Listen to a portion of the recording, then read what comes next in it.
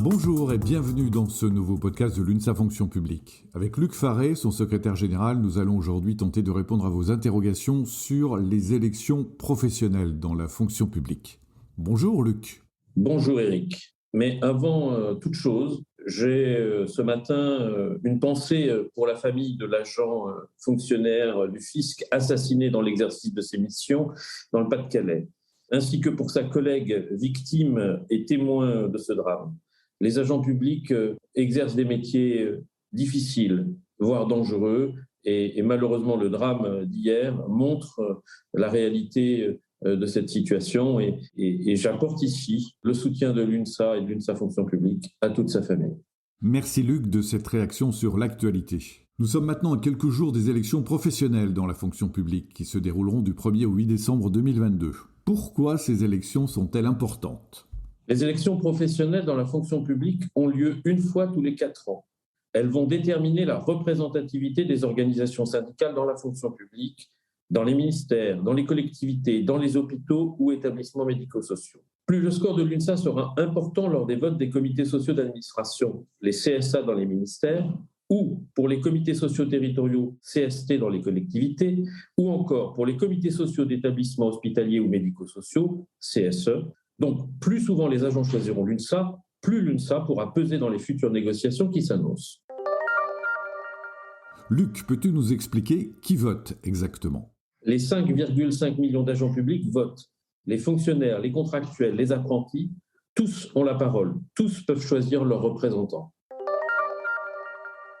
Il y a plusieurs votes à effectuer ?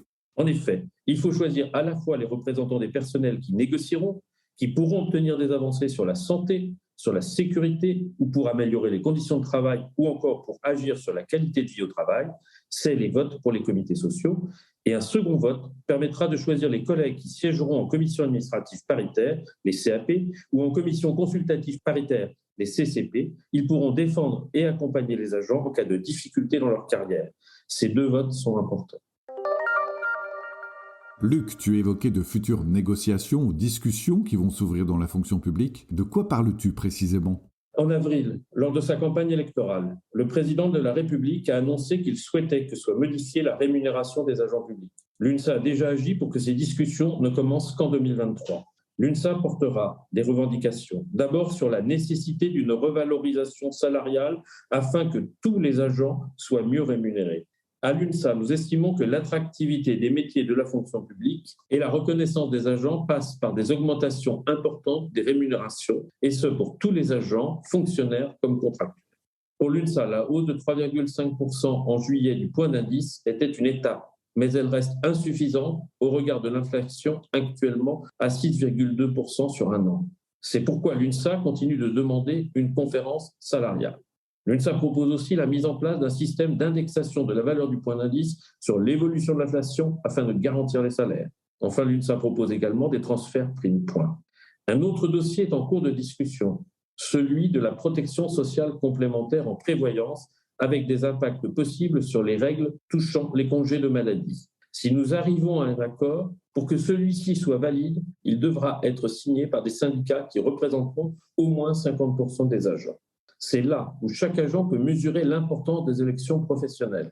C'est en effet le poids de chaque organisation syndicale sortie des urnes qui permettra de rendre un accord possible ou non. Je rappelle que l'UNSA ne choisit pas les employeurs publics et essaye d'obtenir des avancées, quels que soient ses employeurs, sur lesquels elle s'appuiera pour poursuivre ses revendications.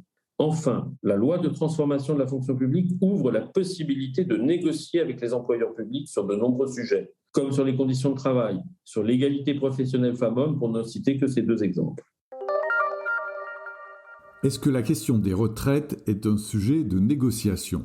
Malheureusement, non. C'est simplement un sujet de discussion et d'échange avec le gouvernement. Je rappelle que l'UNSA est opposée à la modification de l'âge légal actuellement fixé à 62 ans. Cette modification obligerait les agents à exercer plus longtemps. Par contre, l'UNSA a proposé la mise en place de la retraite progressive dans la fonction publique, les mêmes droits pour les mères à l'occasion d'une naissance d'un enfant que dans le secteur privé, ou encore la prise en compte de la pénibilité pour les agents qui ne bénéficient pas du service actif que l'UNSA défend à tout prix. En résumé, Luc, pourquoi choisir l'UNSA ? L'UNSA, c'est d'abord un syndicat humaniste, proche des agents, qui les défend, les conseille et les accompagne dans leur quotidien. Un syndicat qui prône le dialogue social et qui garde en réserve l'arme de la grève. Un syndicat capable de négocier pour obtenir des améliorations concrètes pour tous les agents.